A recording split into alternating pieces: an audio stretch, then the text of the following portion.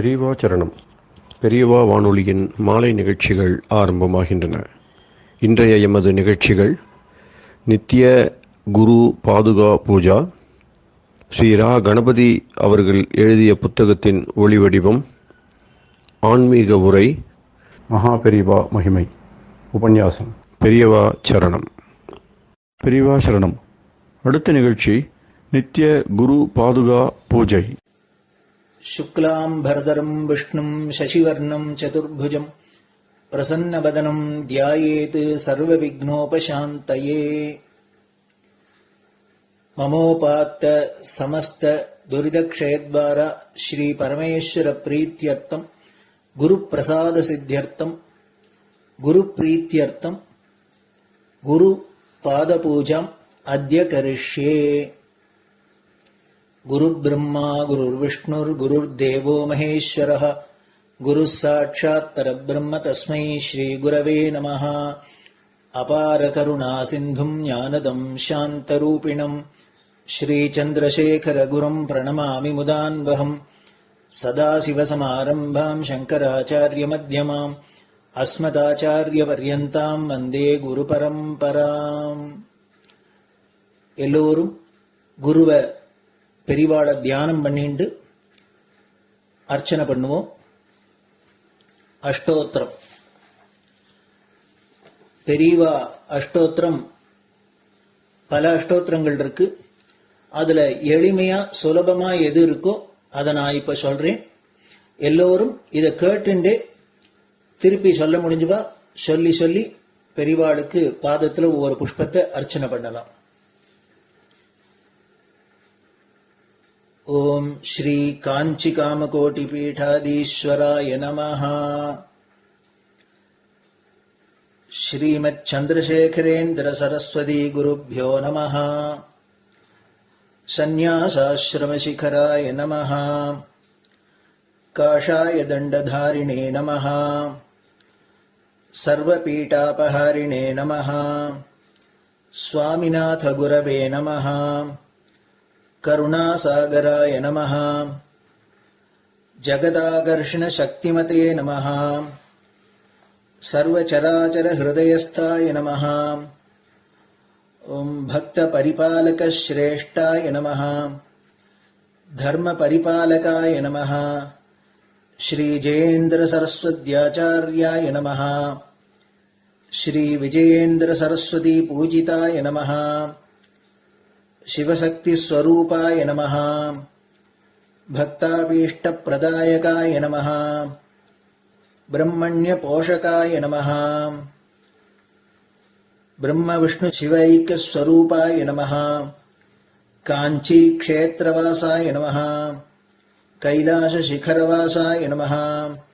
स्वधर्म परिपोषकाय नमः. चातुर्वर्ण संरक्षकाय नमः. लोकरक्षण संकल्पाय नमः. ओम ब्रह्मनिष्ठापराय नमः. सर्वपापहराय नमः. धर्मरक्षक संतुष्टाय नमः. भक्तार्पितधन स्वीकर्त्रे नमः. सर्वोपनिषत् सारज्ञाय नमः. सर्वशास्त्रगम्याय नमः. सर्वलोक पितामहाय नमः. भक्ताभीष्ट प्रदायकाय नमः. ब्रह्मण्य पोषकाय नमः. नानाविध पुष्पार्चितपताय नमः. रुद्राक्ष क्रीडधारिणे नमः. भस्मोद्दोलित विग्रहाय नमः. सर्वज्ञाय नमः. सर्वचराचर व्यापकाय नमः. अनेक शिष्य परिपालकाय नमः. मनश्चाञ्चल्य निवर्तकाय नमः. अभयहस्ताय नमः. भयापहाय नमः. यज्ञपुरुषाय नमः. यज्ञानुष्ठान रुचिप्रदाय नमः. यज्ञसम्पन्नाय नमः. यज्ञसहायकाय नमः. यज्ञफलदाय नमः. यज्ञप्रियाय नमः. उपमानरहिताय नमः. स्फटिक तुलसी रुद्राक्ष हारधारिणे नमः. चातुर्वर्ण समदृष्टये नमः. ऋग्यजुस्साम अथर्वणादि चतुर्वेद संरक्षकाय नमः. दक्षिणामूर्तिस्वरूपाय नमः जाग्रत् स्वप्न सुषुप्ति अवस्थातीताय नमः कोटिसूर्यतुल्यतेजोमय शरीराय नमः साधुसङ्गसंरक्षकाय नमः अश्वगज गोपूजा निर्वर्तकाय नमः गुरुपादुकपूजातुरन्तराय नमः कनकाभिषिक्ताय नमः स्वर्णबिल्वदलपूजिताय नमः सर्वजीवमोक्षदाय नमः मूकवाक्ताननिपुणाय नमः नेत्रदीक्षादानाय नमः द्वादशलिङ्गस्थापकाय नमः गानरसप्रियाय नमः ब्रह्मज्ञानोपदेशकाय नमः सकलकलासिद्धिताय नमः चातुर्वर्ण्यपूजिताय नमः अनेकभाषासम्भाषण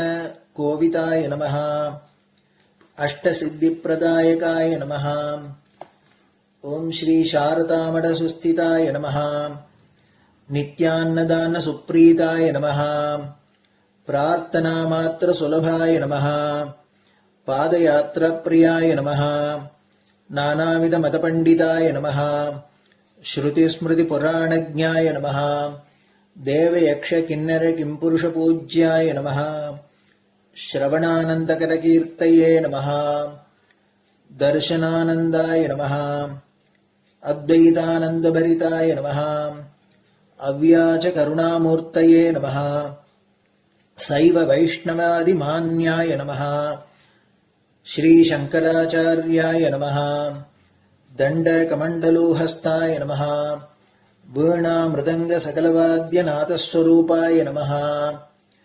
रामकथारसिकाय नमः वेदवेदाङ्ग आगमादिसकलकलासतस्प्रवर्तकाय नमः हृदयगुहाशयाय नमः शतरुद्रीयवर्णितस्वरूपाय नमः केदारेश्वरनाथाय नमः अविद्यानाशकाय नमः निष्कामकर्मोपदेशकाय नमः लघुभक्तिमार्गोपदेशकाय नमः लिङ्गस्वरूपाय नमः सालग्रामसूक्ष्मस्वरूपाय नमः कालड्यां शङ्करकीर्तिस्तम्भनिर्माणकर्त्रे नमः जितेन्द्रियाय नमः शरणागतवत्सलाय नमः श्रीशैलशिखरवासाय नमः डमरुकनादविनोदाय नमः वृषभारूढाय नमः दुर्मदनाशकाय नमः आभिचारिकदोषहर्त्रे नमः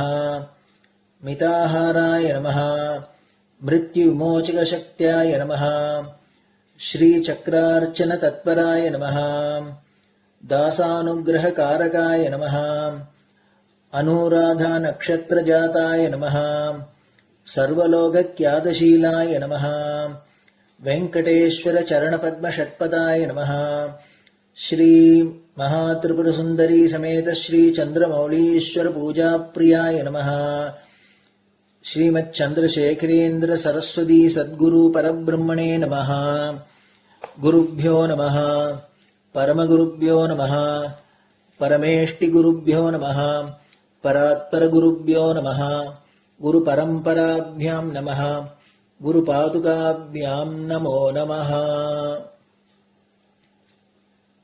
அடுத்தது ஊதுபத்தி இருந்தா அதை காமிச்சு தூபம், நெய் தீபம் இருந்தா காமிச்சு அதை நெய் தீபம் தீபம் காமிச்சுட்டு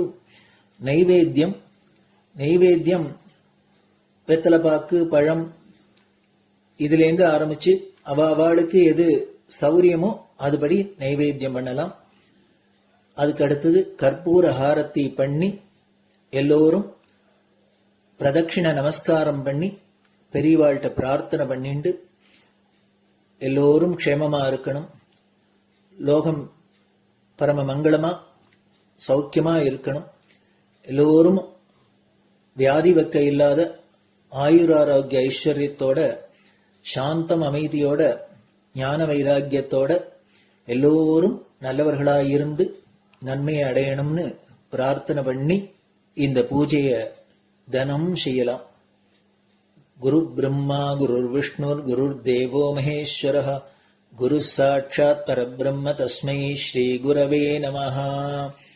அபார கருணா சிந்தும் ஞானதம் சாந்தரூபிணம் ஸ்ரீ சந்திரசேகர குரும் பிரணமாமி முதான்வகம். சதாசிவசமாரம்பாம் சங்கராச்சாரிய மத்யமாம் அஸ்மதாச்சாரிய பர்யந்தாம் வந்தே குரு பரம்பராம். குரு பாத பூஜை நிறைவடைஞ்சது. பெரியவா சரணம். பெரியவா சரணம்.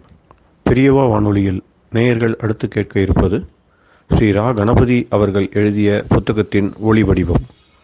அளிப்பவர் ஸ்ரீமதி உமா சங்கர் அவர்கள். தேனினும் இனிய சொல்லான் தீச்சுடர் மேனி கொண்டான் ஊனுயிர்க்கு உயிரதான ஒன்றினைக் கலந்து நின்றான் ஏனினிக் கவலை நெஞ்சே இன்றுனக் அருள் செய்தான் இஞ்ஞானவான் காமகோட்டி நாதனை நம்புவோமே. ஜே ஜே சங்கர ஹரஹர சங்கர. மகாபிரியவாளின் உபன்யாசங்களை ரா கணபதி அண்ணா தெய்வத்தின் குரல் என்ற பெயரில் 7 பாகங்களாக தொகுத்து அளித்ததின் 7ஆம் பாகத்தின் அடுத்த பகுதி. குரு சிஷ்ய உறவு. அத்வைத்தமும் அனுக்கிரக பாவமும் அத்விதீயமாக இருக்கும் அவ்யக்த சித்தியும் அந்த நிலையிலுள்ள பிரம்ம வித்யா குருவின் அனுக்கிரகத்தால் சிஷ்யருக்கு கிடைக்கும். அதுதான் உச்சாணியான லட்சிய சித்தி, சர்வமும் அடிபட்டு போன முடிவான நிலை. அப்படி என்றால் சர்வத்திலும் வியாபிக்கிற விஷ்ணு நிலையை ஏன் சொல்ல வேண்டும்? இங்கேதான் கருணை பிரேமை என்பது வருகிறது. சர்வமும் அடிபட்டு போன அத்விதீய ஸ்திதி அடைந்த ஒரு மகான் அப்படியே தம்பாட்டுக்கு சமாதியில் இருந்து கொண்டிருக்காமல் குரு வேஷம் போட்டுக்கொண்டு உபதேசிக்கிறார் என்றால் சர்வத்துக்கு இறங்கி வந்து விட்டார் என்றுதான் அர்த்தம். எதனால் இறங்கினார் என்றால் பிரேமையினாலே, கருணையினாலே. தான் பெற்ற இன்பம் வையகமும் பெறணும் என்ற கருணையினால் தான் இறங்கி வந்து உபதேசிக்கிறார். இறங்கத்தான் செய்கிறாரா என்றால் அப்படியும் சொல்ல முடியாது.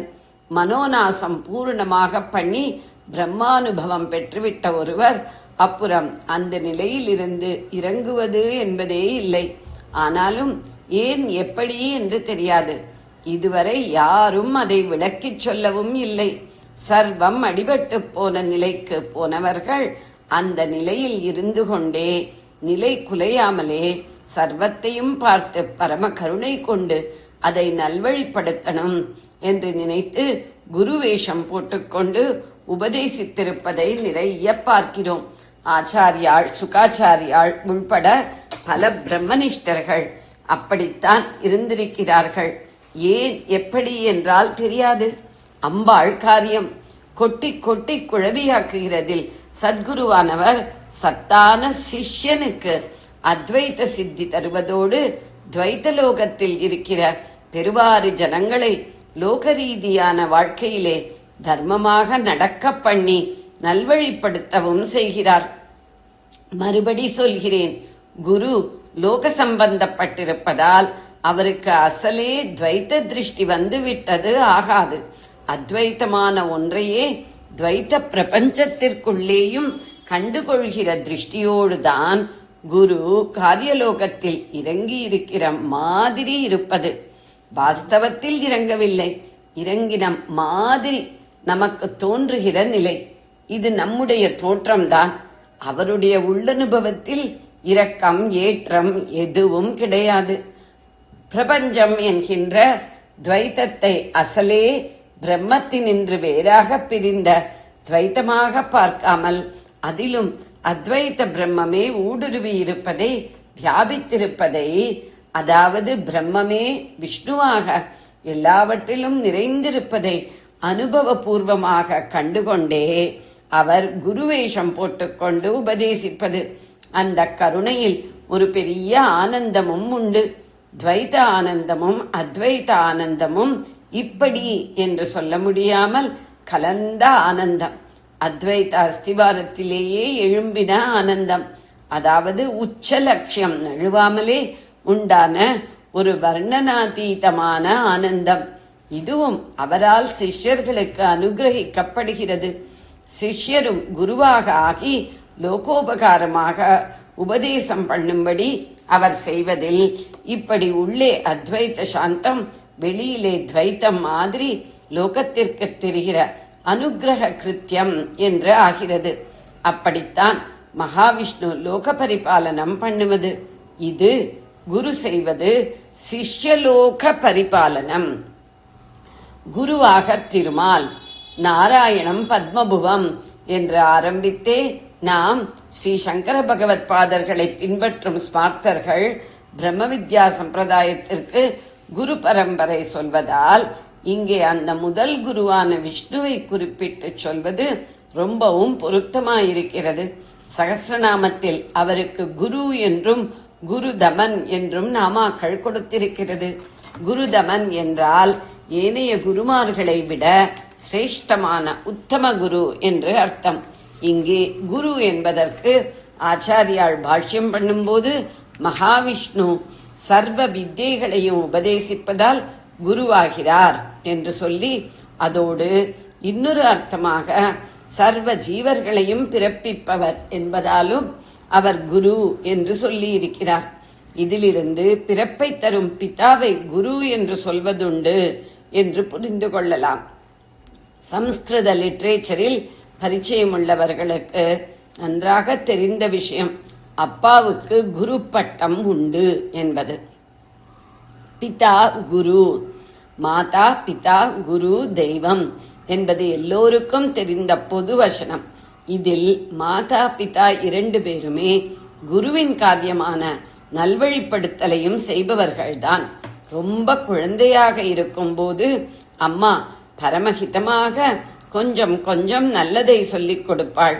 அப்புறம் கொஞ்சம் விவரம் தெரிகிற வயசிலிருந்து 8 வயசில் உபநயனம் பண்ணி குரு என்றே இருப்பவரிடம் குருகுலவாசம் பண்ணுவதற்காக குழந்தையை ஒப்படைக்கிற வரையில் அப்பா அம்மாவை விட கொஞ்சம் கண்டிப்பு காட்டி இப்படி இப்படி இருக்கணும் பண்ணணும் என்று அநேக நல்ல விஷயங்கள் சொல்லிக் கொடுப்பார்.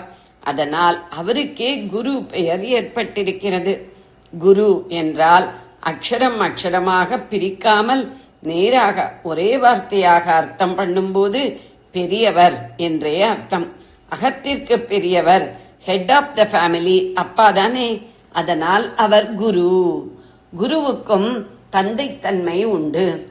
அப்பா குரு என்றால் குருவும் அப்பாதான். நீதி சாஸ்திரத்தில் 5 பேரை அப்பாவாக சொல்லி இருக்கிறது. யார் யார் என்றால் ஜனீதா சோபனீதா ச யச்ச வித்யாம் பிரயச்சதி, அன்னதாதா பயத்ராதா பஞ்சைதே பிதரகா சம்ஸ்ருதாகா. ஜனீதா பிறப்பை கொடுக்கும், எல்லோருக்கும் தெரிந்த அப்பா. உபநீதா பூணல் போட்டு வைக்கிறவர் யாரோ அவர். பல பேருக்கு அப்பா இல்லாமல் வேறொருத்தர் பூணல் போடும்படி ஆகிறதோ இல்லையோ, அப்பா இருக்கும் போதே 2 பிள்ளைகளுக்கு ஒரே முகூர்த்தத்தில் பிரம்மோபதேசம் செய்தால் அப்போது ஒரு பிள்ளைக்கு அப்பாவும் மற்றவனுக்கு சித்தப்பா பெரியப்பா மாதிரி ஒருத்தரும் தானே பூணூல் போட்டு வைக்கிறார். அப்படிப்பட்ட யாராயிருந்தாலும் அவரும் ஒரு அப்பா. நல்ல காயத்ரி அனுஷ்டானம் உள்ளவர்தான் ஒரு குழந்தைக்கு பிரம்மோபதேசம் செய்ய வேண்டும் என்று சாஸ்திரம்.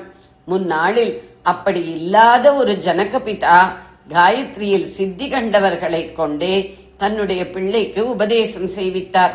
அப்படிப்பட்ட அந்த குரு அந்த பிள்ளைக்கு பிதாவாகி விடுகிறார். எச்ச வித்யாம் பிரயச்சதி. இதுதான் நம்முடைய விஷயம். எவன் வித்யை கற்பிக்கிறானோ, அதாவது எவன் குருவாயிருக்கிறானோ அவன் ஒரு அப்பா. அன்னதாத்தா, ஒருத்தன் சாதம் போட்டு ரட்சித்தானால் சாப்பிடுகிறவனுக்கு அவன் ஒரு அப்பா. பயத்ராதா, பயத்திலிருந்து காப்பாற்றுபவனும் அப்பா. இப்படி 5 பேர். ஆனால் பிரசித்தியாயிருப்பது பெற்ற தகப்பனுக்கு அடுத்தபடியாக குருவுக்கும் பிதாஸ்தானம் என்பதுதான். அந்த அப்பா ஜன்மாவை கொடுக்கிறார் என்றால் இந்த அப்பா ஜன்மாவை அழிக்கிறார். ஜன்மாவை கொடுக்கிறவரைத்தானே அப்படி சொல்லலாம். இவரை எப்படி சொல்லலாம் என்றால், ஒரு ஜீவனை பூத பிரபஞ்சத்தில் நேரப்பா ஜன்மிக்க செய்கிற மாதிரி இவர் ஆத்ம பிரபஞ்சத்தில் ஜன்மிக்க செய்கிறாரே. அவர் பிசிக்கல் லைஃபை கொடுக்கிற மாதிரி இவர் ஸ்பிரிச்சுவல் லைஃபை கொடுக்கிறாரே, அப்போ அப்பா சொல்லலாம் தானே. வைதிக அனுஷ்டான வழியில் உபநயன பூர்வமாக பாரமார்த்திகத்தில் போக ஆரம்பிக்கிறவர்களுக்கு த்விஜன்மர், தமிழில் இருபிறப்பாளர் என்றே பேரிருக்கிறது. ஆதி காலத்தில் அப்படி உபநயனம் செய்வித்து இரண்டாவது பிறப்பை தந்து, அதாவது பிதாவாக ஆகி அப்புறம் தன்னுடன் சிஷ்யனை குருகுலவாசத்தில் வைத்துக்கொண்டு பயிர் பண்ணினவர் குருவே. குருகுலவாசம் என்று அவரோடு வசிப்பதை சொன்னதாலேயே அது தெரிகிறதே. உபநயனமானவுடன் இரண்டாம் பிறப்பு, த்விதீய ஜன்மா. பக்ஷிக்கும் த்விஜன்மா என்று பெயர். முட்டையாக இருப்பது ஒரு ஜன்மா. தாயார் பெட்டை அதை அடைகாத்து ஓட்டை பிளக்க பண்ணினவுடன் பூர்ணமான பட்சியாக வெளியிலே வருவது இரண்டாவது ஜன்மா. ஒரு ஜீவனை அனுகிரகத்தாலே அடைகாத்து அவனுடைய ஆணவ ஓடு பிளந்து பரமாத்மாவிடம் அவன் பறந்து போகும்படியாக பூர்ண ரூபம் தருகிறவரே குரு. இங்கிலீஷில் மாணவனை பியூப்பிள் என்கிறதில் கூட அவர்களுக்கு தெரியாமலே இந்த த்விஜன்ம தத்துவார்த்தம் இருக்கிறது. பியூபா என்றால் ஒரு பூச்சியாகிறதற்கு முந்தி இருக்கிற கூட்டுப்புழு ஸ்டேஜ். சிரித்து த்விஜன்மாவுக்கு பதில் சதுர்ஜன்மாவாக பூச்சிக்கு இருக்கிறது. முட்டை, அப்புறம் முழு ரூப பிராணி என்று இரு பிறப்பு மட்டுமில்லாமல் முட்டை, அப்புறம் புழு, அதற்கப்புறம் அந்த புழு தன்னை சுற்றி தன்னிடமிருந்தே நூலை கக்கி கூடு கட்டி கொண்டு அதற்குள்ளே செயலற்று கிடக்கிற ஸ்டேஜ், அதற்குத்தான் பியூபா என்று பெயர். அப்புறம் கூட்டை பிளந்து கொண்டு பறந்து வருகிற முழு பூச்சி என்று 4 பிறப்பு. பியூபாவும் முட்டை மாதிரி தான் இருக்கும். பியூப்பிள் என்கிற வார்த்தை அதிலிருந்தே வந்திருக்கிறது. குளவி புழுவை கொட்டி கொட்டி தன் மாதிரியே குளவியாக்குகிற காரியம்தான் குரு செய்வது என்றும் சொல்வதுண்டு. அப்படி சொல்கிற போது புழுவிலிருந்து பூச்சி பிறப்பதாக 2ஆம் 4ஆம் ஸ்டேஜ்களை முடிச்சு போட்டு சொல்கிறோம். இந்த நம்முடைய வைதீக சம்பிரதாய அபிப்பிராயங்களே மேல்நாட்டிலும் ஆதி காலத்தில் இருந்து பிற்பாடு அவர்கள் வேறே வழியிலே போன போதும் அதோடு ஒரு மாதிரி கலந்து போயிருப்பதால் தான் பியூபா, பியூப்பிள் என்று வந்திருக்கிறது. ஆனால் பிற்காலத்தில் அவர்களுக்கு அந்த தாத்பரியம் மறந்து போய்விட்டது. அவர்களுடைய அனுஷ்டானத்தில் நம்முடைய குரு சிஷ்ய பத்ததி மாதிரி தொடர்ந்து வராததால் இப்போது நாமும் எல்லாம் மறந்துவிட்டுத்தான் மேல்நாட்டு நாகரீகமே வாழ்க்கை என்று அவர்களை பின்பற்றிக் கொண்டு போய்கொண்டிருக்கிறோம். அப்பா அம்மா தருவது உடம்பை முக்கியமாக வைத்த முதல் ஜன்மா. உபநயனத்தில் குரு உபதேசத்தால் ஏற்படுவது உயிரை முக்கியமாக வைத்த 2ஆம் ஜன்மா. அந்த ஜன்மாவில் முன்னேறி முன்னேறி முன்னேறி முடிவாகத்தான் பூத பிரபஞ்ச ஜன்மாவை அழித்தே போட்டு ஆத்மாவாக பரமாத்மாவாக ஆகிறது. உபநயனம் பண்ணி வேத வித்யை உபதேசிக்கிற குரு அந்த முடிவு ஸ்தானம் வரை அழித்து போகிறவர் இல்லை. கர்மாவாலே சித்த சுத்தியும் பக்தியாலே சித்த ஐகாக்கிரியமும் ஒருமைப்பாடும் ஏற்படுத்துகிற அளவுக்கே அவர் வழிகாட்டுவது. அவை அழுத்தமாக ஏற்பட்டு திருடமாக நின்று நிலைப்பதற்கு வாழ்க்கையிலே நன்றாக அடிபட்டு கர்மா எல்லாம் கழிந்து அந்த ஜீவன் தேவ ரிஷி பித்ருக்களுக்கும் ஜீவ பிரபஞ்சத்துக்கும் பட்டிருக்கிற கடன் எல்லாமும் தீர்ந்தாகி இருக்க வேண்டும். இதற்கு அவரவர் சம்ஸ்காரத்தை பொறுத்து கொஞ்ச காலமோ நிறைய காலமோ தேவையாயிருக்கும். அபூர்வமான ஏதோ சில பேருக்கு வேண்டுமானால் பிரம்மச்சரிய ஆசிரமத்திலிருந்தே அல்லது அதுவும் கூட இல்லாமலே அல்லது பூர்த்தியாகாமலே பரமாத்மாவாக ஆகிவிடுகிற பிரம்ம ஞானம் சிந்திக்க முடியும். மற்றவர்கள் உபநயனமானவுடன் குருகுலத்தில் ஆரம்பிக்கிற பிரம்மச்சரியாசிரமம் பூர்த்தியான பின் அநேக வருஷம் கிரகஸ்தாசிரமத்திலிருந்து அடிபட்டே கர்மா கடனெல்லாம் தீர்ந்து சித்த சுத்தி ஐகாக்கிரியங்களை நன்றாக சம்பாதித்துக் கொண்டு பிரம்மமாக ஆகிற வித்யாபியாசத்திற்கு போக முடியும். அப்படி சித்தம் சுத்தியாகி சிதறாமல் ஒன்றையே சிந்திக்கிற ஐகாக்கிரயம் சித்திக்கிற சமயத்தில் அந்த சித்தம் பரமாத்மாவையே ஒரே குறியாக பற்றி கொள்ளும்படி செய்ய இன்னொரு குரு வருவார். சந்நியாசம் தந்து உபதேசம் பண்ணுவார். அந்த உபதேச மகிமையாலே அந்த குருவினுடைய அனுகிரக சக்தியும் உபதேச வாக்கியத்தில் பாய்ந்திருக்கிற மகிமையாலே சிஷ்யன் அவர் சொன்ன பாரமார்த்திக வாழ்க்கையில் முன்னேறி முன்னேறி முடிவாகத்தான் ஜன்மா இல்லாமல் பண்ணிக்கொள்வது. அந்த இடத்தில் சிஷ்யன் பரபிரம்மமாகவே ஜன்மித்து விடுகிறான். ஜெய ஜெய சங்கர, ஹர ஹர சங்கர. பெரியவா சரணம். இந்நிகழ்ச்சியின் அடுத்த பகுதி நாளை மாலை இதே நேரத்தில் ஒளிபரப்பாகும். பெரியவா சரணம். பெரியவா சரணம். பெரியவா வானொலியில் நேயர்கள் அடுத்து கேட்க இருப்பது திரு கவிக்கண்ணன் அவர்களின் ஆன்மீக உரை. பெரியவா சரணம். ராம் ராம். ஸ்ரீ குருப்யோ நம. ஜெய ஜெய சங்கர, ஹர ஹர சங்கர.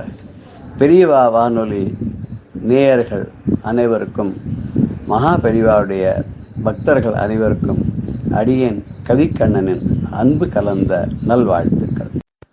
ராம் ராம். ஜெய ஜெய சங்கர, ஹர ஹர சங்கர. ஸ்ரீ குருப்யோ நம. சுப்பிரமணிய புதங்க ஸ்தோத்திரத்துல ஆதிசங்கர பகவத் பாதர் அருளி செய்த 33 ஸ்லோகத்துல இன்னைக்கு நம்ம 16வது ஸ்லோகத்தை பார்க்க போறோம். இது சுவாமியினுடைய முருகப்பெருமானுடைய 6 முகங்கள் இருக்க, அதெல்லாம் இப்படி வேதத்தினுடைய அங்கமாகும், வேதத்தின் மறையினுடைய பொருளாகும், மறை பொருளாகும் இருக்கிற ஒரு அழகை பரமேஸ்வரன் எப்படி ரசிக்கிறார் அப்படிங்கிற மாதிரி அந்த பாவத்துல, அவரே பரமேஸ்வரனுடைய அவதாரம் தானே, அதே பாவத்துல ஆச்சாரியால் இந்த ஸ்லோகத்தை எழுதியிருக்கார். அது என்ன சொல்றார் அப்படின்னா, இந்த ஸ்லோகத்துல முதல்ல ஒரு சுருக்கமா அந்த கருத்தை பார்த்து அப்புறம் நம்ம ஸ்லோகத்துக்கு போறோம். சர்வலோகத்துக்கும் நீ சரண்யனாகவும் அதிபதியாகவும் இருக்கக்கூடிய ஹே மகாபிரபு கந்த பெருமானே, உன்னோட அப்பா பரமசிவன் என்ன பண்றாருன்னா, ஏ குழந்தாய், என்னோட சரீரத்திலிருந்து நீ உண்டானவனாக இருக்கா இல்லையா, என்னுடைய நெற்றிக்கண்ணிலிருந்து பொறியாக சரவண பொய்கையில நீ அந்த தாமரையில சிறுவனாக மலர்ந்து குழந்தையாக மலர்ந்து பின்னாடி உன்னோட தாயாரால் அணைக்கப்பட்டு 6 முகம் ஒரு உடலுமாக காட்சி எடுத்து சக்தி தன்னுடைய சக்தியெல்லாம் ஒரு ஆயுதமாக கொடுத்து ஒரு வேலாக உன்னோட கையில கொடுக்க சக்தி தரன்னு பேர் உனக்கு வந்தது இல்லையா, நீ தீர்காயுசா இருக்கணும்னு ஆசீர்வாதம் பண்றாராம். எத்தனை தடவை தெரியுமோ? ஒரு தடவை ஆசீர்வாதம் இல்ல, 6 தடவை ஒரு மந்திரம் மாதிரி ஜெபித்து அந்த முருகனுடைய 6 தலைகளையும் சந்தோஷத்தோட உச்சி முகர்றாராம், பாக்குறாராம். நம்ம கூட சின்ன குழந்தைகள்லாம் பார்த்தோம்னா அதை கட்டி அணைச்சு தலையை மோந்து பாக்குறோம் இல்லையா, அந்த சின்ன குழந்தையான முருகனை 6 தலைகளையும் மோந்து பாக்குறாராம் அந்த பரமேஸ்வரன். யார் அவர்? அந்த ஏன் அப்படி அவ்வளவு இம்பார்ட்டன்ஸ் கொடுக்கிறாருன்னா, அந்த முருகன் எல்லா பிராணிகள் பிரம்ம கீட்ட ஜனனின்னு அம்பாள சொல்றாங்க, எல்லா பிராணிகளையும் எல்லா உயிரினங்களையும் அதுகளுடைய யோகக்ஷேமத்துடைய பாரத்தை தான் வகிக்கின்றவராக இருக்கிறார் இல்லையா. யோகக்ஷேமம் வகாமியம்னு கிருஷ்ணன் கீதையில சொல்ற மாதிரி இங்க முருகப்பெருமான் தன்னுடைய அடியார்களுடைய யோகக்ஷேமத்தை தன் தலையில தாங்கிக் கொள்கிறார். அவர் எப்படி இருக்காருன்னா, ரத்னமயமான கீட்டங்களை எல்லாம் தலையில அணிந்து கொண்டு அந்த பிரகாசத்துல அந்த கிரீடங்கள் பிரகாசமா இவருடைய முகம் பிரகாசமானு தெரியாத அளவுக்கு அப்படி ஒன்னோடு ஒண்ணு போட்டி போடுற அளவுக்கு இருக்கு. அப்படிப்பட்டவருடைய 6 முகங்களையும் 6 தலைகளையும் நான் வணங்குறேன். ஒரு புலவர் எழுதினார், 6 தலை பெற்றவனை அன்றியாம் இவ்வுலகில் வேறுதலை படைத்தோரை வேண்டுவது ஒன்றில்லைன்றார். என்னது இப்படி சொல்லிட்டே இல்லைங்க, அருமுகனை தவிர யாரையும் நீங்க பணிய மாட்டாளா? ஏன் கேட்டன, 6 தலை அற்றவனே மாசறவே பணிவார்கள், 6 தலை பெறுவதும் அவனியிலே மெய்யென்றோன்றார். இந்த 6 தலை இருக்கக்கூடிய அந்த முருகனை பணிந்தாக்க நமக்கு ஆறுதல் கிடைக்குமே உலகத்துல. அதனால 6 தலை படைத்தவனை அன்றியாம் இவ்வுலகில் வேறு தலை படைத்தோரை வேண்டுவது ஏதுமில்லை அப்படின்னு அவ்வளவு தைரியமா சொல்றார். ஆதிசங்கர பகவத் பாதார் சொல்ற ஸ்லோகம் என்னன்னு பார்க்கலாமா? சுதாங்கோத்பவோ மேசி ஜீவேதி ஷட்தா ஜபன் மந்திரமீஷோ முதா ஜித்ரதேயான் सुताङ्गोद्भवो मेऽसि जीवेति षड्धा जपन्मन्त्रमीशो मुदा जिग्रते यान् जगद्भारभृत्यो जगन्नाथ तेभ्यः किरीटोज्ज्वलेभ्यो नमो मस्तकेभ्यः जगद्भारभृत्यो जगन्नाथ तेभ्यः किरीटोज्ज्वलेभ्यो नमो मस्तकेभ्यः सुत अंगोद्भव मे असि जीवे इति षड्धा जपन् मंत्रम् ईशः मुदा जिग्रते यान् मुखान् जिग्रते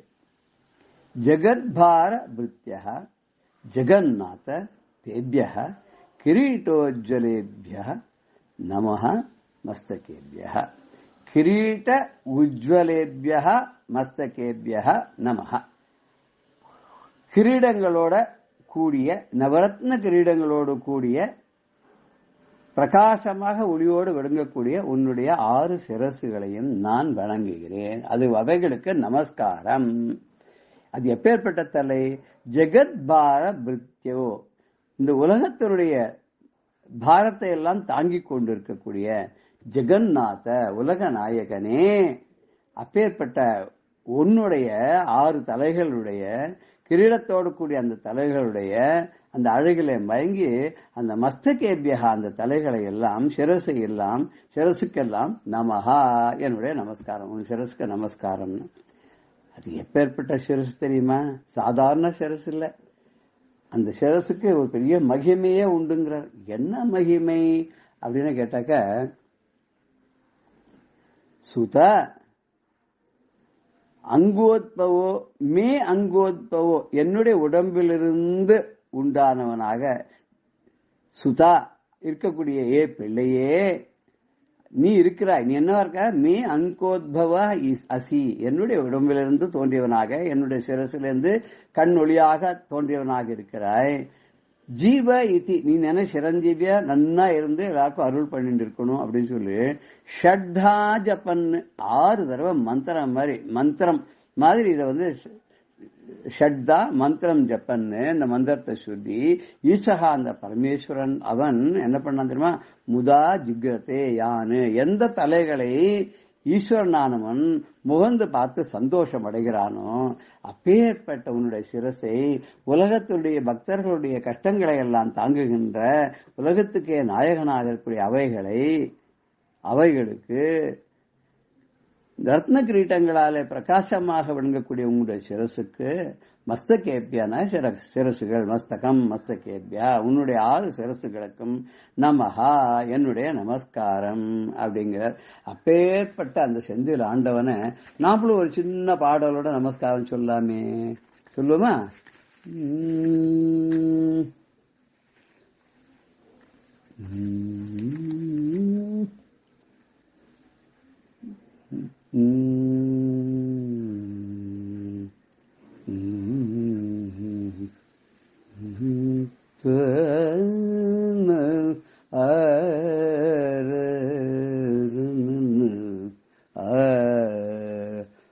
மந்திர பொருளே மாமரை வடிவே, மந்திர பொருளே மாமரை வடிவே, சுந்தரனே தேவ யானை மணாளா, சுந்தரனே தேவ யானை மணாளா, சந்திரன் ஒளியை நிகழ்த்தவனே, இந்திரன் எதிரியை மாய்த்தவனே, மந்திர பொருளே மாமரை வடிவே, சுந்தரனே தேவ யானை மணாளா, மந்திர பொருளே செந்தில் கடலை தவழ்ந்து வந்தும் தாள்களை தொழுதிட அமர்வோனே, கந்தனே குகனே கவலைகள் தீர்க்க,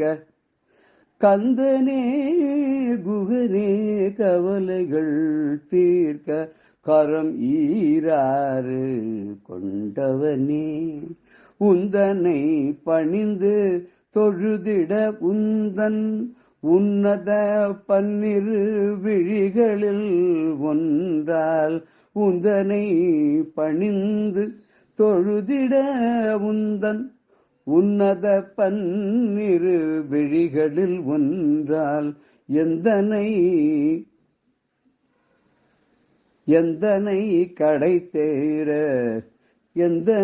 கடை தேற்ற கனிந்தெடுவாயே எழில் உமை மைந்தா ஏறுமையில் ஈஷா உந்தனை பணிந்து தொழுதிட உந்தன் உன்னத பன்னிரு விழிகளில் ஒன்றால் எந்தனை கடை தேற்ற கனிந்திடுவாயே எழிலுமை மைந்தா ஏறுமகிழீஷா மந்திர பொருளே மாமரை வடிவே சுந்தரனே தேவ யானை மணாளா. இந்த பாடலோட இன்றைய நிகழ்ச்சியை நிறைவு செய்கிறோம். ஜெய ஜெயசங்கர ஹரஹர சங்கர ஸ்ரீ குருபியோ நமः. ராம் ராம். பெரியவா சரணம். இந்நிகழ்ச்சியின் அடுத்த பகுதி நாளை மாலை இதே நேரத்தில் ஒளிபரப்பாகும். பெரியவா சரணம். பெரியவா சரணம்.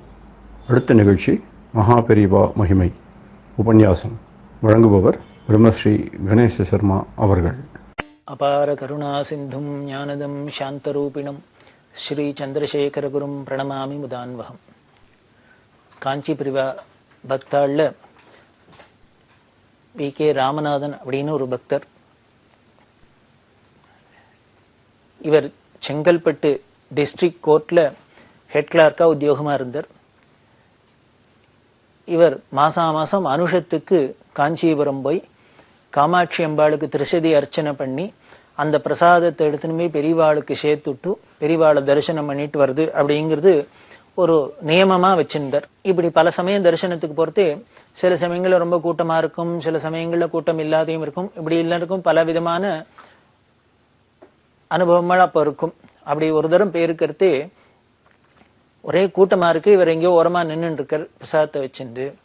பெரியவா என்னம்னா தங்கிட்ட கைங்கரியம் பண்றவள்கிட்ட சிரஸ்தார கூப்பிடு அப்படின்னு கையை காமிச்சு சொன்னா. இந்த கூட்டத்துல யாரு சிரஸ்தார ஒருத்தருக்கும் ஒன்றும் புரியல. உடனே இந்த கைங்கரியம் பண்றவர் இங்க சிரஸ்தார் யாரு சிரஸ்தார் பெரியவா உத்தரவு பண்றா கூப்பிடுறா அப்படின்னு. இந்த சிரஸ்தாருங்கிறது இந்த கோர்ட்ல இருக்கிற ஒரு உத்தியோகமான இருக்கிற ஒரு பதவி அப்படின்னு இந்த கோர்ட்ல உத்தியோகமா இருந்ததுனால இந்த ராமநாதனுக்கு தெரியும். இவர் என்ன பண்ணினார், யாரோ பக்கத்துல போய் யாரோ சொல்லியிருக்கா இந்த ராமநாதன் தெரியும் போல இருக்கு. அவ என்ன பண்ணினா சிரஸ்தார் இங்க யாரும் இல்ல, ராமநாதன் தான் கோர்ட்ல இருக்க கிளர்க்கு வந்திருக்காரு, அவர் தான் வந்திருக்காரு, அவர் தான் கூப்பிடுறேன் அப்படி வா அப்படின்னு கூப்பிட்டா கிட்ட வந்தார். பிரசாதத்தை கொடுத்தார். பிரசாதத்தை கொடுத்தோன்னு உடனே பெரியவா கிட்ட ஒன்னதானே கூப்பிட்டேன் அப்படின்னா அவர் சொன்னார், இல்ல நான் சிரஸ்தார் இல்ல, நான் சாதாரண ஹெட் கிளார்க் தான் அப்படின்னு சொன்னார். உடனே பெரியவா விடாப்பிடியா ஏன் நீ சிரஸ்தார் ஆக முடியாதோ அப்படின்னு கேட்டா. இவர் சொன்னார் தீர்மானமா இல்ல நான் ஆக முடியாது அப்படின்னு தீர்மானமா சொன்னார். உடனே அது எப்படி சொல்ற அப்படின்னு. இல்ல எனக்கு அது மாதிரி தகுதி கிடையாது, எனக்கு முதல்ல எஜுகேஷன் குவாலிஃபிகேஷன் எடுத்துன்னா நான் வெறும் SSLC தான் படிச்சிருக்கேன். அதனால அதுக்கு பார்த்தேன்னா BA MA BL படிச்சவாள்லாம் நிறைய பேர் இருக்கா. அதனால அதிகமா கல்வி தகுதி உள்ளவாள்லாம் பல பேர் இருக்கிறதுனால அவளுக்கு தான் அது முன்னுரிமை கொடுப்பா. அதனால அவ தான் ஆக முடியும். எனக்கு கல்வி அடிப்படையில தகுதியும் இல்லை. அதுக்கு மேல இப்போது டிஸ்ட்ரிக்ட் ஜட்ஜா இருக்கிறவர் நிச்சயம் என்ன இந்த ஒரு பதவிக்கு ரெக்கமெண்ட் பண்ண மாட்டார் அப்படின்னு சொன்ன. ஏன் நமக்கே தெரியும், ராகத்வேஷங்கள்னால யாரும் பண்ண மாட்டா அப்படிங்கிறதுனால இவர் பண்ண மாட்டா அப்படின்னு இவர் சொன்னார். இப்படி எல்லாம் பெரியவாளுக்கு இவர் எக்ஸ்பிளைன் பண்ற. இது மாதிரி எல்லாம் இருக்கிறதுனால எனக்கு மேலதிகாரி இருக்கிற ஜட்ஜும் சிபாரிசு பண்ண மாட்டார். அதுக்கு மேல எனக்கு கல்வி தகுதியும் இல்லை, இன்னும் பல பேரும் இருக்கா, அதனால எனக்கு இது கிடைக்கிறதுக்கு சான்ஸே இல்லை, கிடைக்கவே கிடைக்காது அப்படின்னு பெரியவாள்கிட்ட விவரமா சொன்னார். பெரியவா ஒன்னும் அதை பத்தி பெருசா அல்ட்டிக்கல. இவர் ஏதோ சொல்ற குழந்தை சொல்றாப்புல இருக்கு, பெரியவா கேட்டுன்னு பிரசாத விட்டுட்டா. இவர் பிரசாதம் கொடுத்தா அனுப்பிச்சுட்டா, திரும்பி வந்துட்டார். சில நாள் ஆச்சு. கொஞ்ச நாளைக்கு அப்புறம் இவர் அனுஷத்துக்கு போயிருக்கா இல்லையா, அடுத்த சில நாட்கள்லயே இவ கோர்ட்டுக்கு, செங்கல்பட்டு கோர்ட்டுக்கு மெட்ராஸ் ஹைகோர்ட்ல இருந்து சில அதிகாரிகள்லாம் இன்ஸ்பெக்ஷனுக்கு வந்தா. திடீர்னு இன்ஸ்பெக்ஷனுக்கு வந்தா. அப்படி இன்ஸ்பெக்ஷனுக்கு வந்தவா இன்ஸ்பெக்ட் பண்ணிவிட்டு இந்த ராமநாதனோட வேலையை பார்த்தா, இவரோட வேலையோட அந்த கெட்டிக்காரத்தனம், திறமை எல்லாத்தையும் பார்த்துட்டு அவ என்ன பண்ணிட்டா, ஹைகோர்ட் ஜட்ஜுக்கு ஒரு கான்ஃபிடென்ஷியல் ரிப்போர்ட் எழுதி வச்சுட்டா. அதுல என்ன எழுதியிருக்கா அப்படின்னா, இந்த செங்கல்பட்டு டிஸ்ட்ரிக்ட் கோர்ட்ல சிரஸ்தார் பதவிக்கு இந்த ராமநாதன் தான் ரொம்ப பொருத்தமான ஆளு, அவ்வளவு திறமைசாலியா இருக்காரு, இவருக்கே இதை கொடுக்கலாம் அப்படின்னு ஒரு கான்ஃபிடென்ஷியல் ரிப்போர்ட் இந்த இன்ஸ்பெக்ஷனுக்கு வந்தவ அனுப்பிச்சிருக்கா, கொடுத்துருக்கா. இதான் கான்ஃபிடென்ஷியல் ரிப்போர்ட் ஆச்சு, ராமநாதனுக்கும் தெரியாது. அவ அந்த இன்ஸ்பெக்ஷனுக்கு வந்துட்டு போய் அவ ரிப்போர்ட் கொடுத்துட்டு போய், அதுக்கப்புறம் சில நாள்ல என்ன ஆயிடுச்சுன்னா, திடீர்னு இவருக்கு ஒரு உத்தரவு வந்தது, ஆர்டர் வந்தது. என்னன்னா, இவரை சிரஸ்தாரா பதவியில நியமிச்சு இவரை நியமனம் பண்ணின ஆர்டர். இதை பார்த்தோன்னு தூக்கி வாரி போட்டது இவருக்கு. அன்னைக்கு பெரியவா கேட்டா, ஏன் சிரஸ்தாரா ஆக முடியாதான்னு கேட்டா அப்படின்னா, இன்னைக்கு ஆக முடியாதா இல்ல, ஆயாச்சு, ஆர்டர் வந்துடுத்து. இது எப்படி என்ன அப்படிங்கிறது இந்த மாயம் புரியவே இல்லை. அதுக்கப்புறம் தான் இந்த இன்ஸ்பெக்ஷனுக்கு வந்தவாள்லாம் இவரோட திறமையை பார்த்துட்டு கான்ஃபிடென்ஷியல் ரிப்போர்ட் கொடுத்து அது அப்ரூவ் ஆகி வந்திருக்கு அப்படிங்கிறது அப்புறம் தான் தெரிஞ்சுது. இவருக்கு ஒரே என்ன சொல்றது, ஆச்சரியத்துல உறைஞ்சு போய் நிற்கிறார். மற்றவாளுக்கெல்லாம் ஒரே ஆச்சரியம், இனி அது திடீர்னு இந்த ஆளுக்கு வந்துடுத்து, இவருக்கு கல்வி தகுதியும் இல்லை, இவரை ஒருத்தரும் சிபாரிசு பண்றதுக்கும் ஒருத்தரும் ஆளு இல்லை, ஆனா எப்படி வந்துடுத்து, இது என்ன மாயமா இருக்கு அப்படின்னு எல்லாரும் அவளுக்கு பாவம் சிரமப்பட்டு இருக்கா. இவருக்கு ஒரே த்ரில்லா இருந்தது, சந்தோஷமா இருந்தது இல்லையா. இதை எடுத்துன்னு உடனே இந்த செய்தியை பெரியவாள்கிட்ட சொல்லணும் அப்படின்னா அதுக்குள்ள அடுத்த அனுஷம் வந்துடுத்து. அடுத்த அனுஷத்துக்கு வந்தார். எப்பொழுதும் வராப்புல அடுத்த அனுஷத்துக்கு வரத்தை காமாட்சிக்கு போய் திருஷதி அர்ச்சனை பண்ணி குங்குமம் பிரசாதத்துன்னு பெரியவாள்கிட்ட வந்திருக்கு.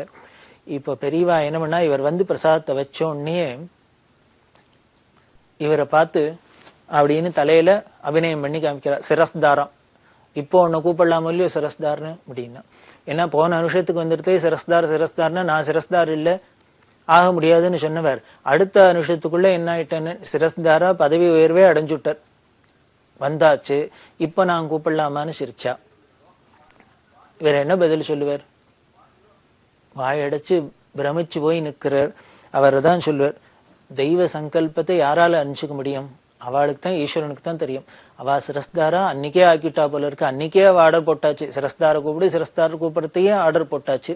அதனால பெரியவா ஆர்டர் போட்டுருத்தனால, சர்வேஷன் அவ ஆர்டர் போட்டுருத்தனால இப்ப லௌகீகத்துல தானே இது நடக்கிறது அப்படின்னு தெரியறது.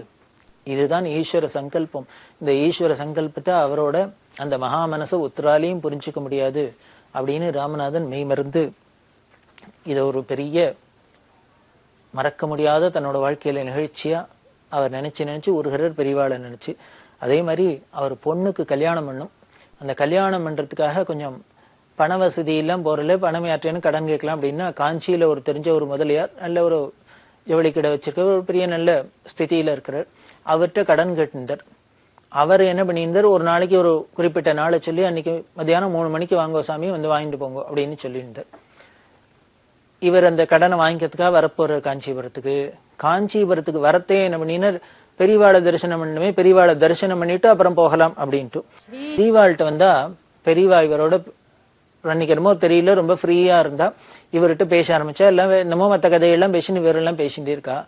பல விஷயங்கள் இவர்கிட்ட பெரியவா பேசுறா. இதுக்கு முன்னாலாம் இது மாதிரி பல சந்தர்ப்பங்கள் வந்திருக்காரு. இப்படி எல்லாம் இவ்வளவு டீட்டெயிலா இவ்வளவு என்னமோ ஒரு பெரிய அரட்டை அடிக்கிறாப்புல பெரியவா பேசினதே கிடையாது. இன்னைக்கு என்னமோ இப்படி பேசுறாளே அப்படின்னு அவருக்கு சந்தோஷம். ஆனா ஒரு பக்கம் கவலையாவும் இருக்கு. ஏன்னா நேரம் ஆயிண்டே இருக்கு. 3 மணிக்கோ கடன் கொடுக்கறவர் வர சொல்லி இருக்கார். அந்த டயத்துக்கு போகணும் அப்படின்னா பெரியவா 1:30 ஆச்சு, 2 ஆச்சு, 2:30 ஆச்சு, இன்னும் உத்தரவே கொடுக்கல, பாட்டுக்கு பேசிட்டே இருக்கா. இவர் நெளிஞ்சுட்டே இருக்கார். அப்புறம் முள்ள சொன்னார், இல்ல நான் இங்க ஒருத்தரை பார்க்க போகணும் அப்படின்னா பெரியவா அதையும் காதுல வாங்கிக்கல, இவர்கிட்ட கதையை பேசினக்கா. இப்படியே பேசி என்ன ஆச்சுனர், ஒரு 5:30 மணிக்கு உத்தரவு கொடுத்தா. சரி நேரம் ஆச்சு, நீ உனக்கு போயிட்டு வா அப்படின்னு உத்தரவு கொடுத்தா. இவர் 5:30 ஆயிடுத்து. 3 மணிக்கு வர சொன்னவர்கிட்ட 5:30 மணி ஆயிடுத்துன்னா 2:30 மணி நேரம் லேட் ஆல்ரெடி. இவர் என்ன பண்ணுது, விட்டா போறோம் அப்படின்ட்டு பெரியவாள்கிட்டேருந்து ஓடி வந்து அந்த முதலியார்ட்ட போகலாம் அப்படின்னு போனா, அவர் இவரை பார்த்தோன்னே, வாங்க வாங்க வாங்க ராமநாதன் வாங்கோ, நல்ல வேலை இப்பதான் வரையல் நீங்க, பரம சந்தோஷம் அப்படின்னு சொல்ற.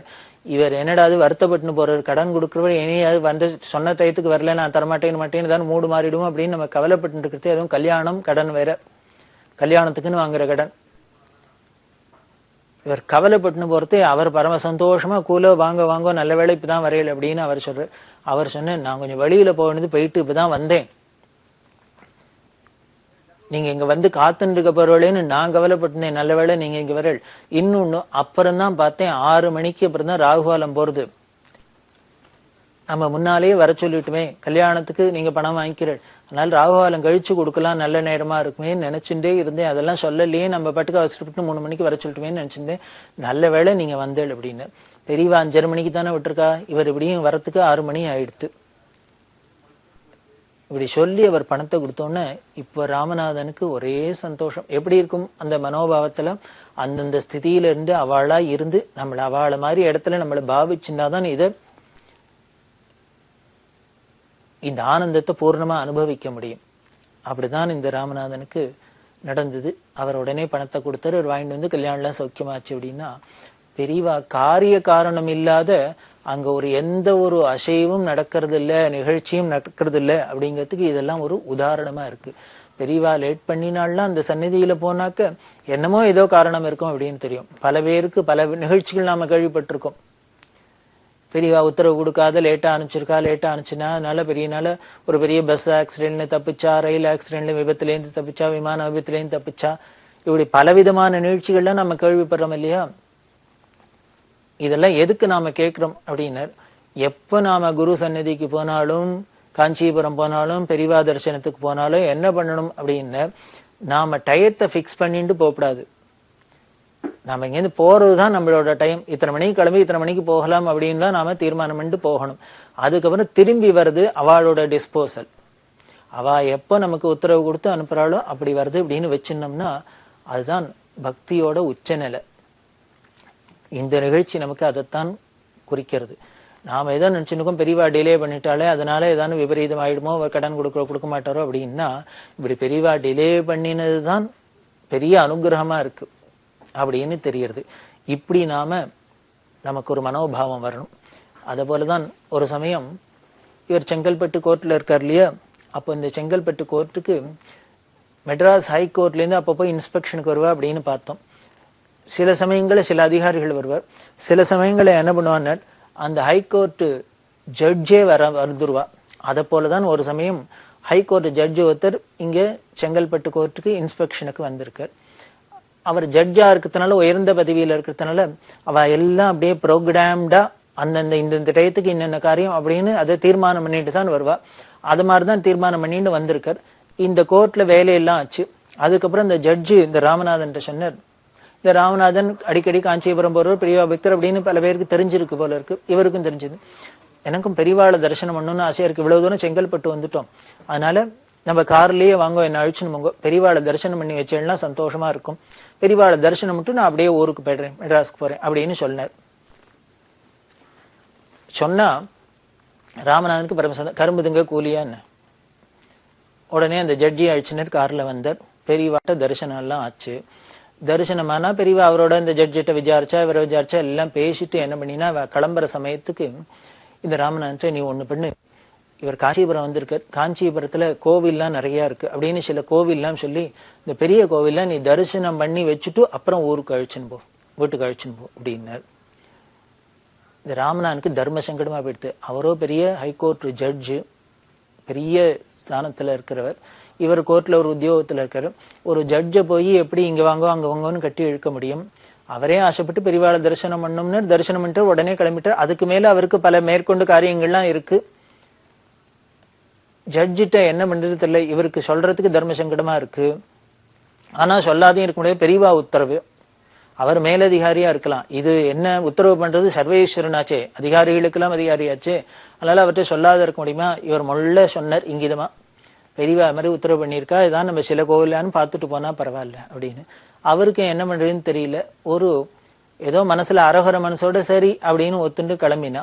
கிளம்பி ஏதோ ஒரு கோவில் 2 கோவில் இப்படி பார்த்துட்டு வந்தா ஒரு 2 மணி நேரம் லேட் ஆயிடுது. அவர் எத்தனை மணிக்கு போகணும்னு நினைச்சிருந்தாரோ அதை விட கிளம்பணும்னு நினைச்சுன்னா அதை விட 2 மணி நேரம் லேட் ஆச்சு. இந்த கோவில் சில கோவில் பார்த்ததுனால அப்படி பார்த்துட்டு இவ ஹைவேஸ்க்கு வந்துட்டா. அந்த கோவிலும் சில கோவிலும் பார்த்துட்டு இவ ஹைவேஸ்க்கு வரா. பார்த்தா ஒரே இடி மழை, காத்தான காத்தா அடிச்சுட்டு இருக்கு. சிரமப்பட்டு தான் வர முடியுமா இருக்கு. அப்படி வந்து நிற்கிறதே பார்த்தா கொஞ்சம் தூரம் வந்தா நடு ரோட்ல வேரோட ஒரு பெரிய பிரம்மாண்டமா மரம் சாஞ்சு கிடக்கு. சாஞ்சு கிடந்தா இந்த அதிகாரிகள்லாம் வந்து நடு ரோடே பிளாக் ஆகியிருக்கு. இந்த அந்தந்த வண்டியெல்லாம் போக முடியல. உடனே அதிகாரிகள்லாம் சேர்ந்துட்டு பல பேர்லாம் வந்து அதை அறுத்து கட் பண்ணி அந்த வழியை கிளியர் பண்ணிட்டு இருக்கா. இதை பார்த்தோன்னே ராமநாதனுக்கு ஒரு மாதிரி ஆச்சரியமா இருந்தது. உடனே அங்க இருக்கிறவாள்கிட்ட கேட்டார், இன்னும் இத்தனாம் பெரிய மழை விழுந்திருக்கு, எப்போ விழுந்தது அப்படின்னா. அவாசனா ஒரு 1.5 மணி நேரம் 2 மணி நேரத்துக்கு முன்னாலதான் இந்த மரம் சாஞ்சுது அப்படின்னா. இது சொன்னோன்னு இவளுக்கு தூக்கி ஏறி போட்டுது. இப்ப அந்த ஜட்ஜே ஒரு மாதிரி ஆடி போயிட்டார்.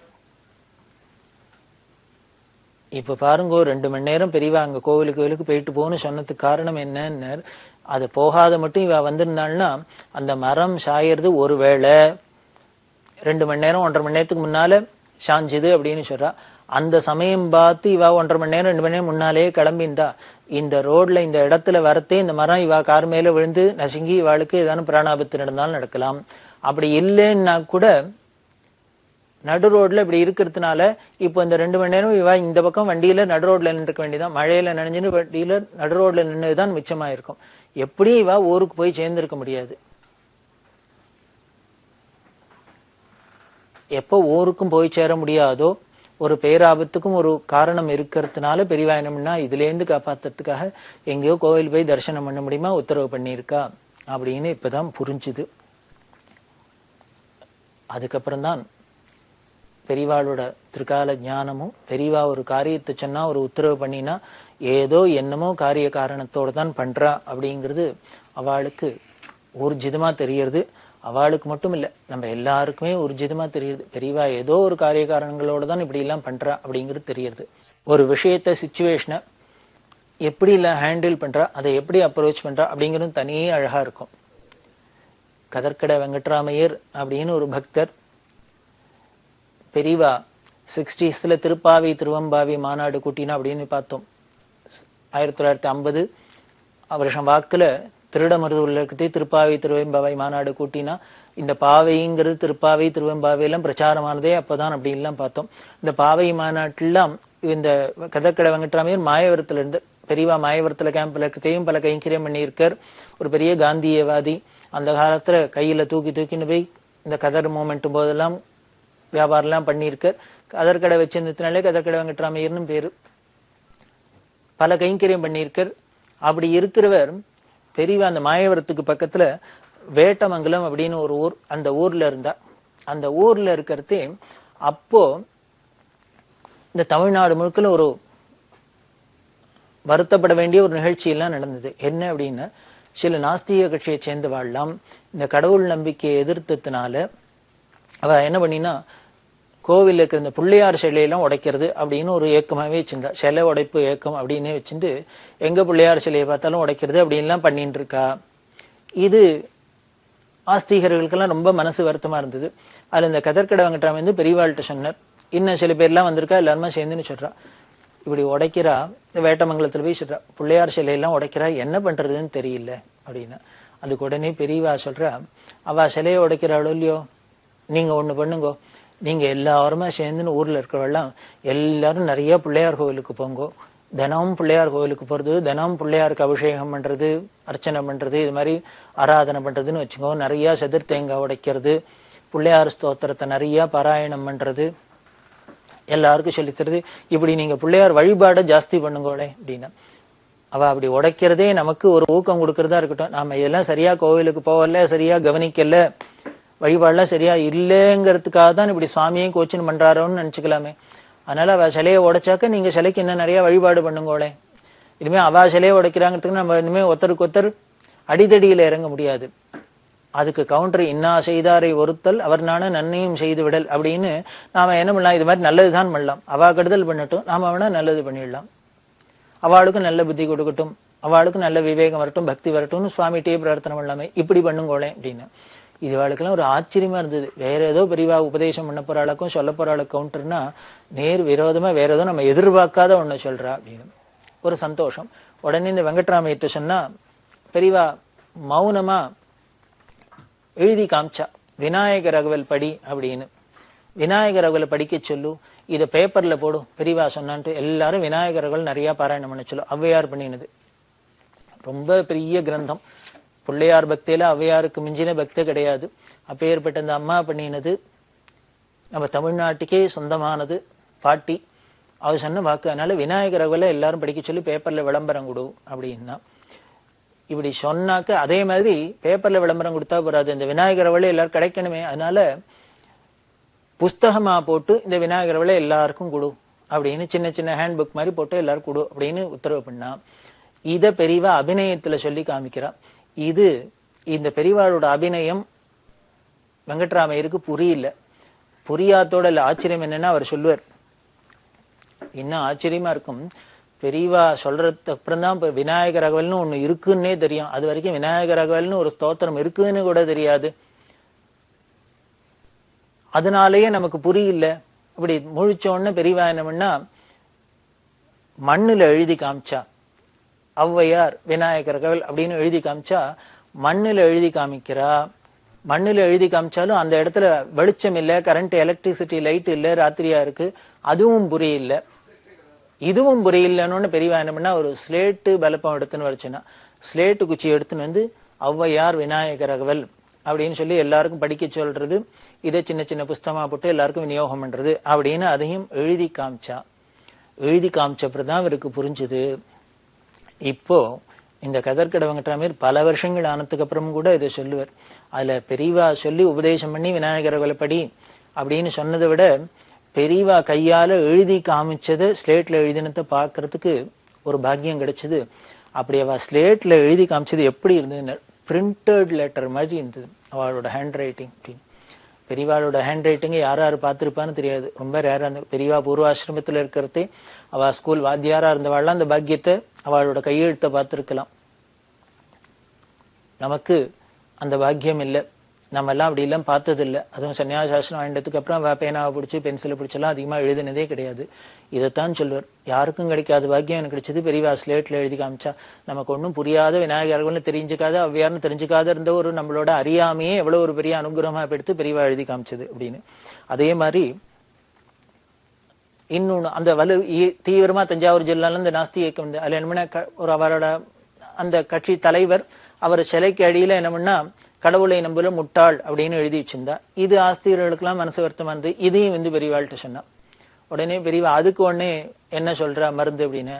சரி, அவ தலைவர் படத்து சிலையை வச்சு கடவுளை நம்பல முட்டாள் அப்படின்னு அவரோட கோட்பாடை சொன்னா, நீங்கள்லாம் ஒண்ணு பண்ணுங்கோ, காந்தி சிலையை வைங்கோ, எல்லா இடத்துலயும் வச்சு, அவர் பெரிய ராம பக்தர், அதனால ராமராமான்னு இதை போடுங்கோ, எல்லாரும் ராமநாம ஜபம் பண்ணுங்கோ அப்படின்னு இதை போடேன். அவ தலைவர் சிலையை வச்சு கடவுள் நம்பர் முட்டாள்னு சொன்னா, நாம உடனே காந்தி சிலையை வைங்கோ, அவர் சிலையை வச்சு அவருக்கு பிடிச்சதான இந்த ராமநாமா சொல்லுங்க, எல்லாரும் ஹே ராம்னு தானே அங்க கூட போட்டிருக்கு, அவர் சொன்ன ராம பக்தியை வழங்கோளேன், இப்படி பண்ணலாமே அப்படின்லாம் சொன்னா. இத மாதிரி பலவிதமான ரசமான நிகழ்ச்சிகள் தொடர்ந்து நாம பெரியவாச்சரணம். இந்த நிகழ்ச்சியின் அடுத்த பகுதி எதிர்வரும் திங்கட்கிழமை அன்று இதே நேரத்தில் ஒளிபரப்பாகும். பெரியவாச்சரணம். பெரியவாச்சரணம். அடுத்த நிகழ்ச்சி திருவாசக இன்னிசை. வழங்குபவர் ஸ்ரீ சத்குருநாத தேசிகர் அவர்கள். பெரியவாச்சரணம்.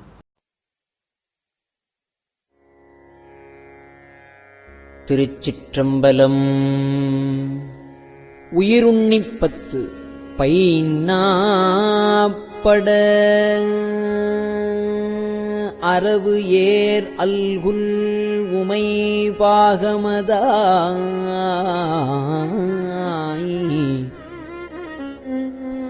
என்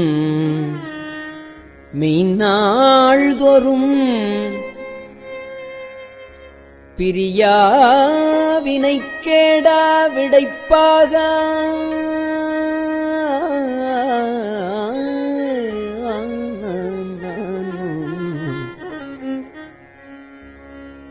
சென்னாவலர் பரசும் புகழ் திருப்பெருந்துறை உறைவாய்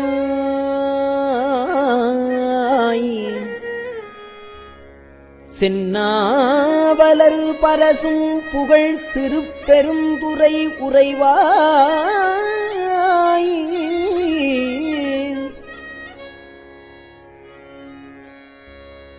எந்நாட்களித்து எந்நாளிருமாக்கேன் இனியானே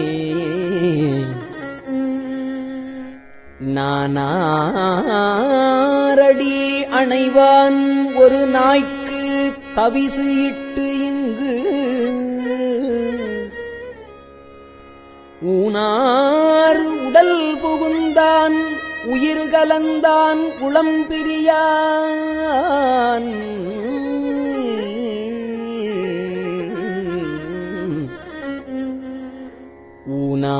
ஊனார் உடல் புகுந்தான் உயிர் கலந்தான் உளம்பிரியான் தேனார் சடைமுடியான்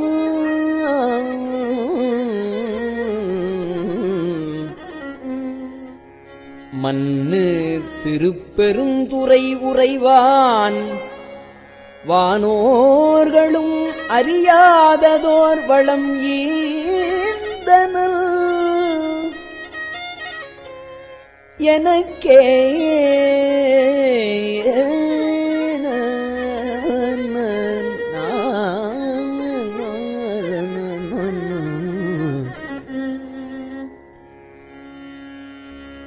என்னை நான் என்பது அறியேன் பகல் இரவாவதும் அறியேன்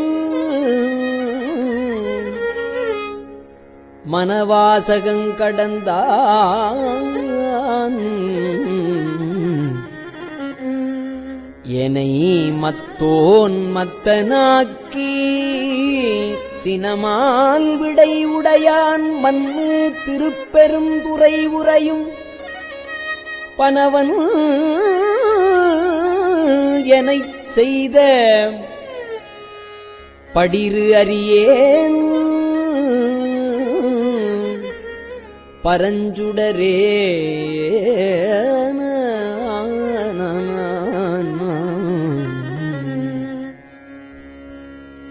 வினைக்கேடரும் உளரோ பிறர் சொல்லீர் வியனுலகில்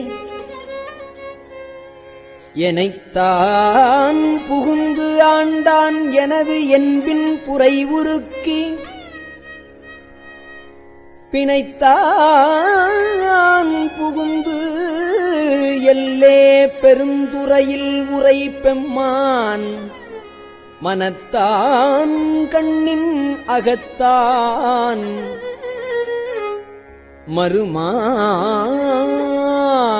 மறுமாற்றத்திடையானே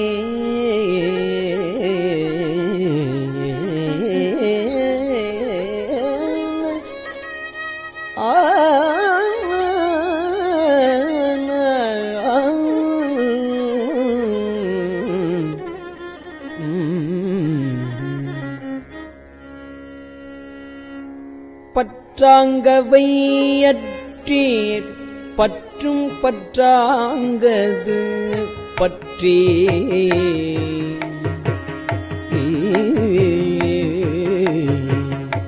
பற்று ஆங்கு அவை அற்றீர் பற்றும் பற்றாங்கது பற்றி நற்றாங்கதி அடைவோம் எனில் கெடுவீர் ஓடிவம்மின்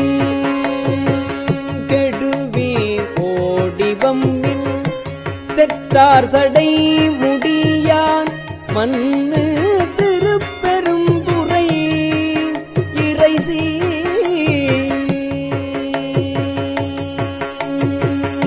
கற்றாங்கவன் கழல் பேணினரோடும் கூடுமின் கலந்தே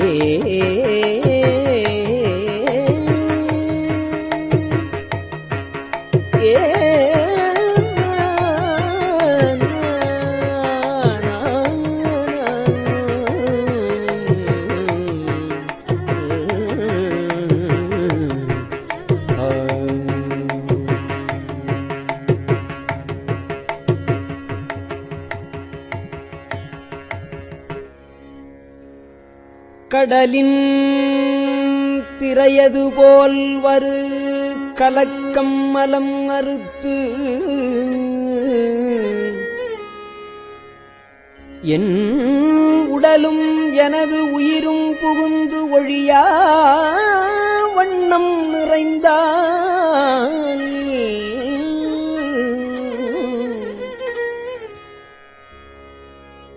சுடரும் சுடரு மதிசூடிய திருப்பெருந்துறை உரையும் படரும் சடைமகுடத்து எங்கள் பரந்தான் செய்த படிரே நான் வேண்டேன் புகழ் வேண்டேன் செல்வம்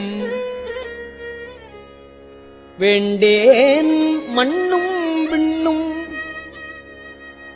வேண்டேன் பிறப்பு இறப்பு சிவம் வேண்டார்தமை நாளும் தீண்டேன் சிவம் வேண்டார்தமை நாளும் தீண்டேன் சென்று சேர்ந்தேன் மண்ணு திருப்பெருந்துறை இறை தாழ் பூண்டேன் புறம்போகேன் இனி புறம்போகல் ஒட்டேனே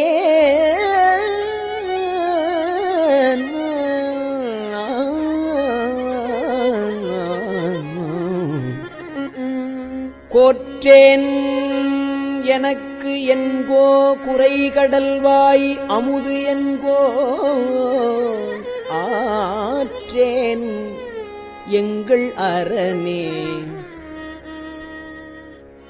அருமருந்தே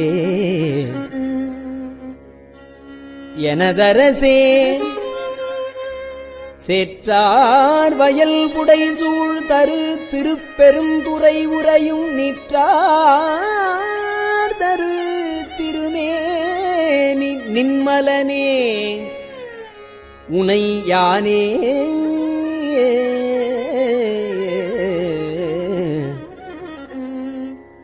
எச்சம் அறிவேன் நான் எனக்கு இருக்கின்றதை அறியேன் அச்சோ எங்கள் அரணே அருமருந்தே எனது அமுதே செச்சை மலர் புரை மேனியன் திருப்பெருந்துறை உறைவான் நிச்சம் என நெஞ்சில் மன்னியானாகி நின்றானே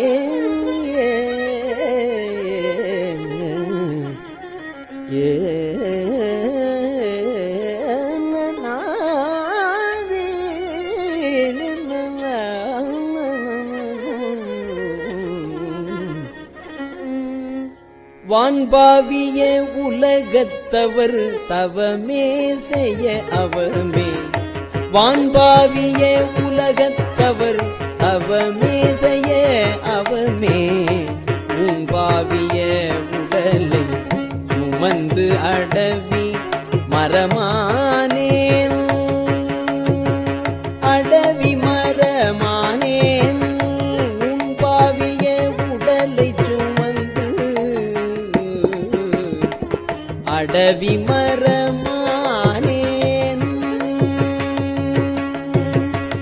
தேன்பாய் மலர் கொன்றை மண்ணு திருப்பெருந்துறை உறைவாய் நான் பாவியன் ஆனால் உனை நல்காய் எனலாமே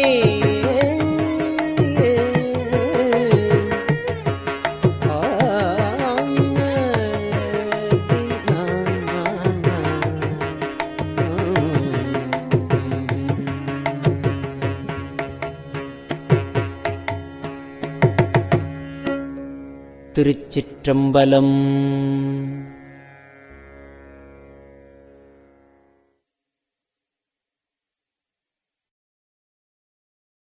பெரியவா சரணம். இந்நிகழ்ச்சியின் அடுத்த பகுதி நாளை மாலை இதே நேரத்தில் ஒளிபரப்பாகும். பெரியவா சரணம். பெரியவா சரணம்.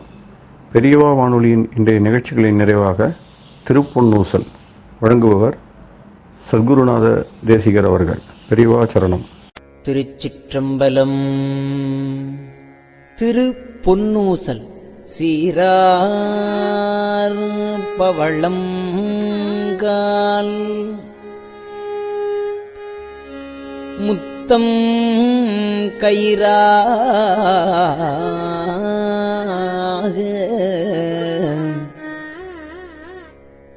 ஏறாரும் பொற்பலகை ஏறி இனிதமர்ந்து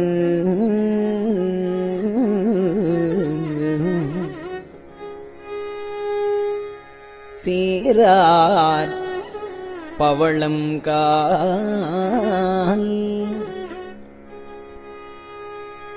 முத்தங்கயிறாக ஏறாரும் பொற்பலகை ஏறி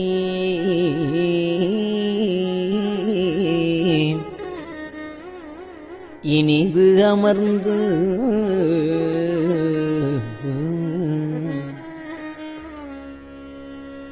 நாராயணன் அறியான் நான் மலர்த்தாள்.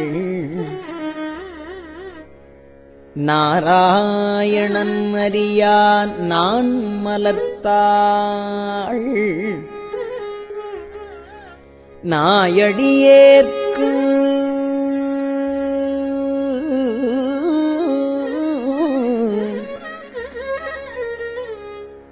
ஊராகத் தந்தருளும் உத்தர கோசமங்கை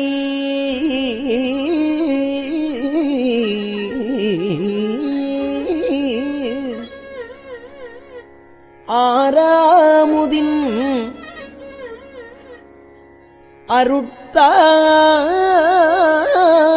அருட்தாளினை பாடி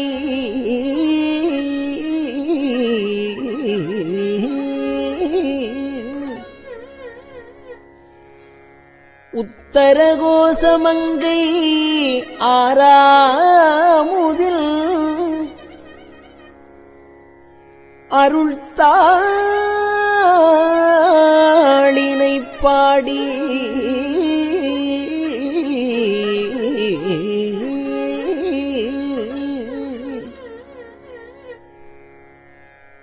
போரார் வேர்க்கண்மடவி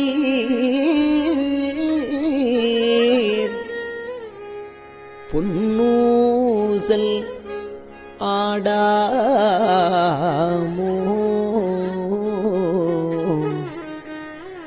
போரார் வேர்க்கண்மடவி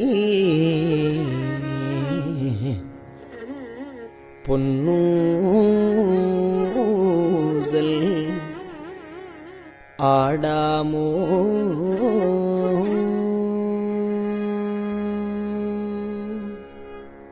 திருச்சிற்றம்பலம்.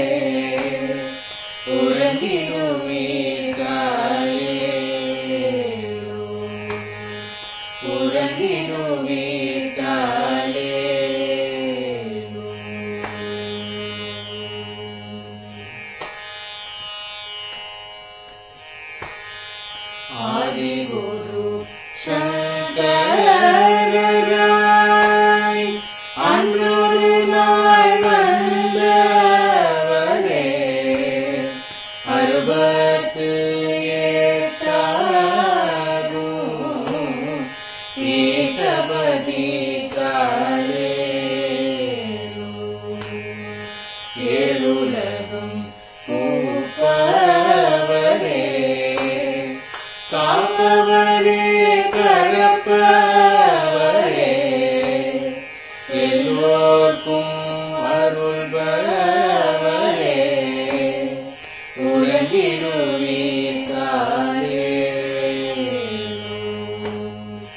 அயனுடனே மாலவனோ தேடிய பொற்பதத்தவரே அருமறைகள் சாற்றும் முயல் மலர்பதமே காலே முக்தி நிலை எய்திடவே சக்தி தரும் சத்குருவே முக்தி நிலை எய்திடவே சக்தி தரும் சத்குருவே நித்தமெங்கள் நாவீசையில் நித்திரை கொள்தாயே நித்தமெங்கள் நாவீசையில் நித்திரை கொள்தாயே நித்தமெங்கள் நாவீசையில் நித்திரை கொள்தாயே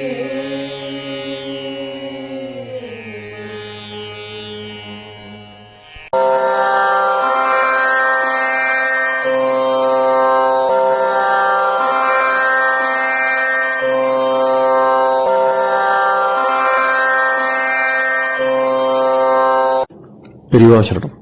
பெரியவா வானொலியின் மாலை நிகழ்ச்சிகள் இத்துடன் நிறைவடைகின்றன. எமது அடுத்த ஒளிபரப்பு நாளை காலை இந்திய நேரப்படி 6 மணிக்கு துவங்கும். பெரியவா சரணம்.